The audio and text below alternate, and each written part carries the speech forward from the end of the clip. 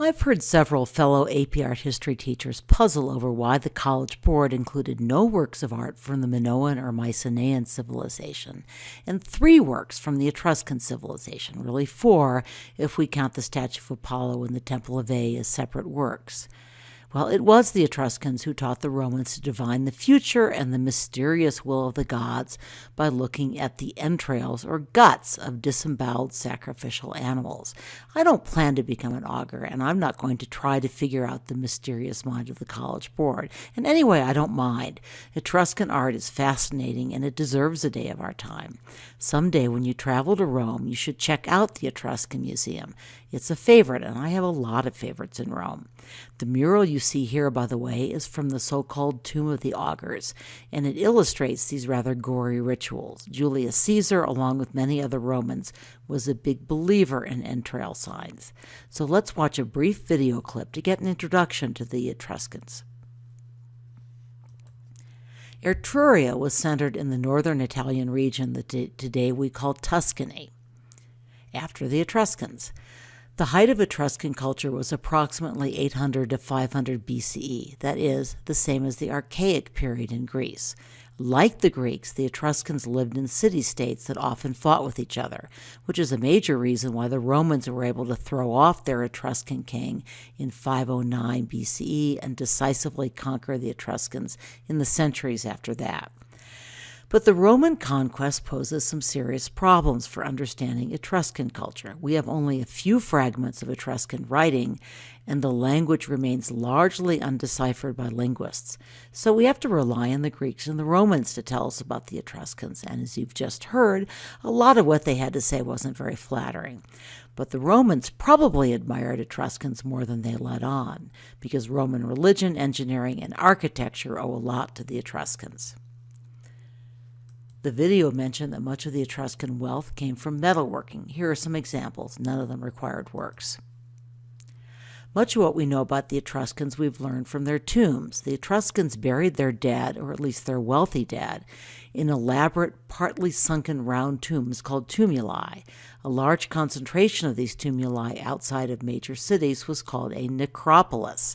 As you can see from the photo on the bottom right, these cities of the dead were indeed laid out as cities, with rows of what looked like streets. The tombs themselves resembled houses for the living. They had beds, grand armchairs, drinking cups, pitchers, knives, even some pillows. So let's watch just the first minute or so of a virtual tour of this tomb. The rest will be up on Moodle. Now we come to the first of our required works, the tomb of the Triclinium, discovered in the necropolis of Monterozzi near Tarquinia. The tomb consists of a single room. The fresco on the back wall shows a banquet with diners resting on 3 clinae or couches. Triclinium simply means 3 couches. It's a little hard to see, but under the couches a cat is, maybe, stalking a rooster and a partridge. Art historians believe that Etruscan murals were heavily influenced by the banquet scenes that were popular on red figure pottery. This Greek red figure crater was made a half-century after the tomb, but you can see important stylistic similarities. So what are some of those? Well, the pose is very similar, with the faces in profile, with a frontal eye, and the bodies turned in a 3/4 view. We have some sense of movement and interaction, but the poses are still quite stylized and stiff. So what big differences do you notice? In the Greek banquet scene, the only woman is there to entertain the male diners. In the Etruscan funerary banquet, a man and a woman are actually dining together. How can we tell we're seeing a man and a woman? It was a convention of Etruscan art, like Minoan art, to depict women with much lighter skin than men. On the left wall, we see 3 female dancers, 1 male dancer, and a male musician, placed between small trees filled with birds. Let's pause for a comparative moment. Here we see essentially 2 tomb paintings, although the Etruscan painting is a wall fresco, and the Egyptian Book of the Dead is painted on a papyrus scroll. Still, both cultures believed strongly in an afterlife and buried their dead with all the comforts they would need in their next home and take to their next home. So what sets the Etruscans apart from the Egyptians? Well, the Egyptian painting is highly moralistic. A good life after death must be earned. We don't really see this element in the Etruscan painting, yet both paintings are clearly a celebration of the life and status of the deceased. The banquets and games that accompanied Etruscan funerals showcased the family's social status, as did the Book of the Dead. They also sent the deceased off with food, drink, and utensils to keep partying in the afterlife. Again, we see a similarity with Egyptian tombs. Still, it's hard not to conclude that the Etruscans expected to have more fun in the afterlife than the Egyptians did, and maybe they were a little less likely to cast judgment on a person's behavior here on earth as well. It's hard not to think that the same is true of our devoted couple. The work strongly suggests that they genuinely enjoyed each other and expected to continue enjoying each other in the afterlife. Note that this is an additive sculpture made of clay, not stone. Terracotta had some important advantages. It was easier to mold clay than to carve stone to create a smooth surface for applying paint. Also, the Etruscans did not have the same access to marble and other stones that the Romans had and Greeks had. You caught the information that this would have been fired in segments and then united, right? I think we're naturally drawn to this couple and what seems to be their obvious enjoyment of one another. But is this truly a naturalistic work? What do you think? Well, we don't really know what the couple looked like, but this appears to me to be quite stylized. The man and woman have very similar facial features, including almond-shaped eyes, arched eyebrows, and of course that archaic smile. Their positioning, while affectionate, is quite unnatural. No one could bend at the waist like that with legs outstretched, at least not and smile at the same time. The fingers and toes are too long and narrow. Still, there's no getting around the animation that the figures convey, even at rest, even after death. So here's further evidence that the work is highly stylized. This is another sarcophagus of the spouses, this one from the Louvre Museum in Paris. Notice how similar the facial features are in the two sarcophagi, are especially the men's. I could imagine this work is an attribution question, by the way. So here are some comments from the Louvre website that could apply to both works. The couple are reclining on cushions in the form of wineskins, a reference to the sharing of wine, a ceremony that was part of the funerary ritual. The deceased woman is pouring a few drops of perfume into her husband's hand, another essential component of funerary ritual. In her left hand, she is holding a small object, possibly a pomegranate, a symbol of immortality. So there's a reason that most Etruscan art is survived is found in tombs. The protected environment helped keep the frescoes and terracotta from deteriorating. Etruscan temples, which were made mostly of mud brick or volcanic stone and wood, were not as lucky. So what we know of these temples we know from later Greek and Roman writers, especially Vitruvius. Before I go on, let me note that if any time permits, you're going to be writing an essay about Greek, Etruscan, and Roman temples. Take notes into your workbook. You can use them on the essay. So you've seen Greek temples, including the Parthenon. What is different about this Etruscan cella? It's divided into three parts. Scholars think this cella contained three cult statues, for Minerva, the Roman version of Athena, and also for Jupiter, that's Zeus, and Juno, or Hera. The cella and indeed the temple are also closed off in the back, whereas in Greek temples, the cella and cult statue were designed to be approached from all sides. Finally, one ascended to this temple.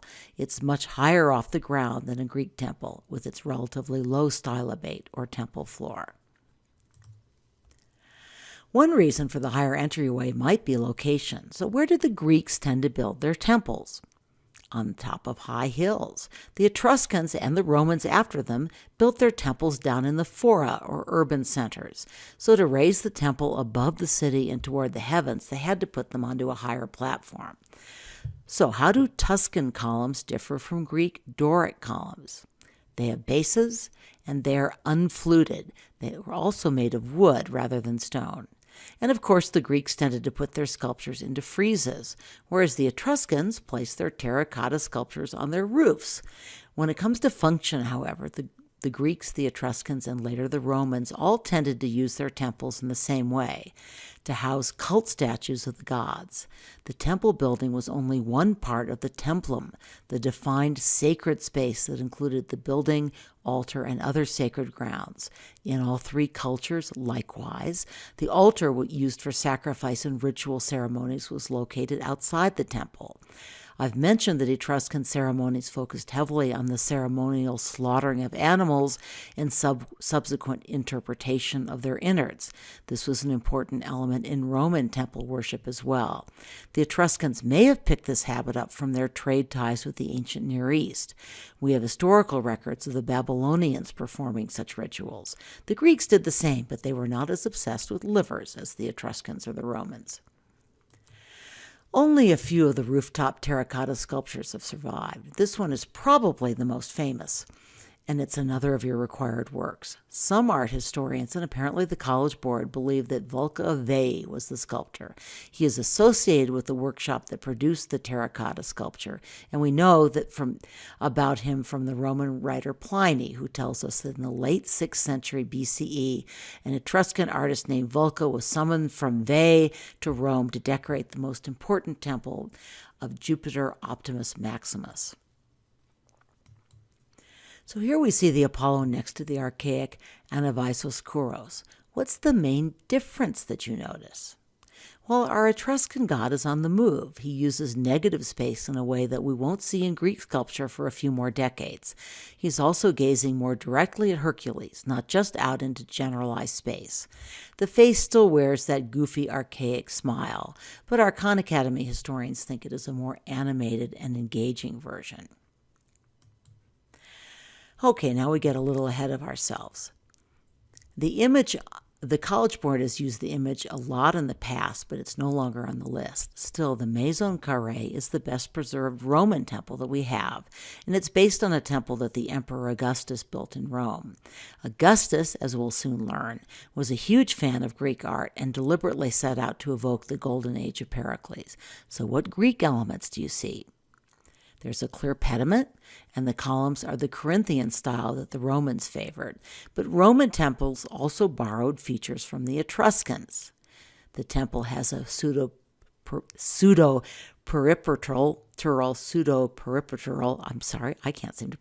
facade.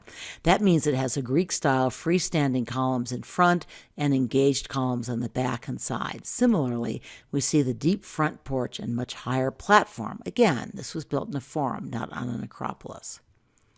And here are photos of the three temples. The Etruscan temple is, of course, a model based on Vitruvius's description. Here we see the three floor plans. You have these in your handout or in your workbook.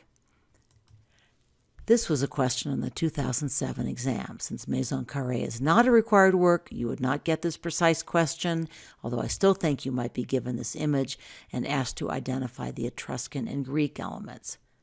So, here's the short essay you will write if you have time. Label the parts of your answer 1, 2, and 3, but please write in complete sentences.